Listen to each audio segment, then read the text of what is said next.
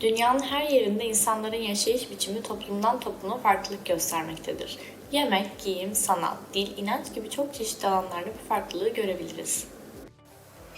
Örneğin bazı toplumlarda insanlar kahvaltıda kek, bisküvi gibi tatlı atıştırmalıklar tercih edebilirken bazı toplumlar tuzlu yiyecekler tercih edebilirler.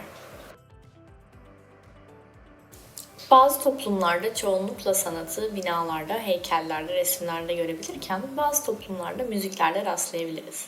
Sanat, yemek, dil, inanç gibi bölgelerde kültürün etkisini görebilirken aynı zamanda bu bölgeler kültürü de oluşturmaktadır. Buna göre kültür tanımlarsak, tarihsel toplumsal gelişme süreci içinde yaratılan bütün maddi ve manevi değerler ile bunları yaratmada, sonraki nesillere iletmede kullanılan, insanın doğal ve toplumsal çevresine egemenliğinin ölçüsünü gösteren araçların bütünü, bir topluma veya halk topluluğuna özgü düşünce ve sanat eserlerinin bütünü diyebiliriz.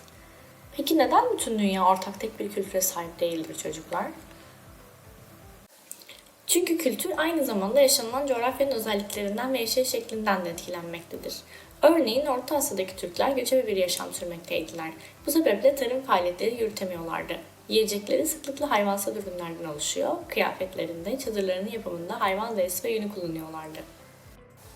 Bunun yanı sıra oynadıkları oyunlarda bile bunun izini görebiliyoruz. Örneğin aşık oyunu.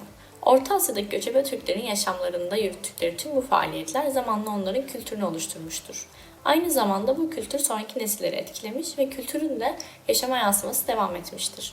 Örneğin bugün Anadolu'da yaşayan Türkler olarak hala yemeklerimizde ve kıyafetlerimizde hayvansal ürünlerin etkisini görebilmekteyiz.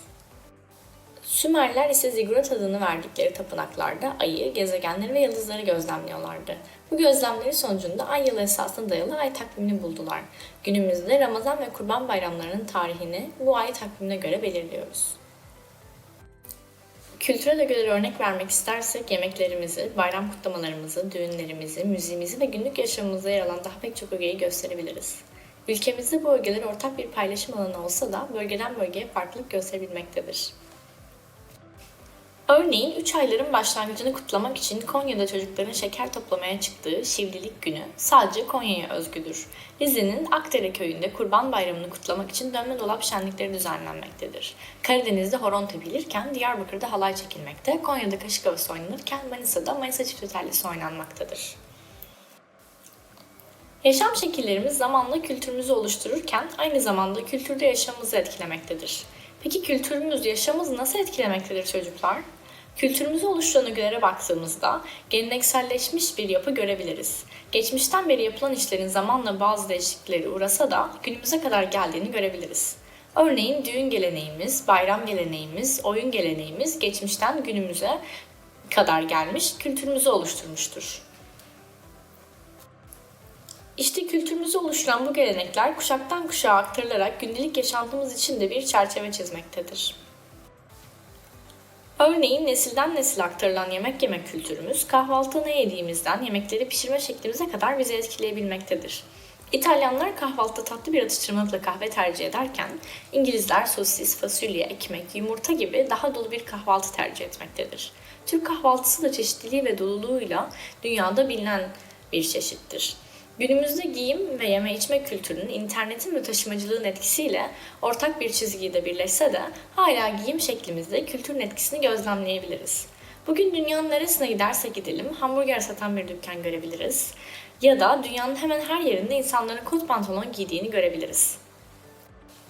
Ancak orta yaşlı insanlara baktığımızda giyimlerinde ve davranışlarında hala kültürel ögeleri yansıtmaktadırlar.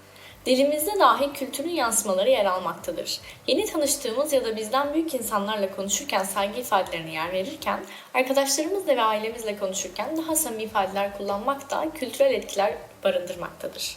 Yani diyebiliriz ki, yaşayış şeklimiz sonucu ortaya çıkan faaliyetler zamanla kültürümüzü oluşturmuşken, nesilden nesile aktarılan kültürel ögeler yoluyla bugün de yaşayış şekillerimiz kültürden etkilenmektedir.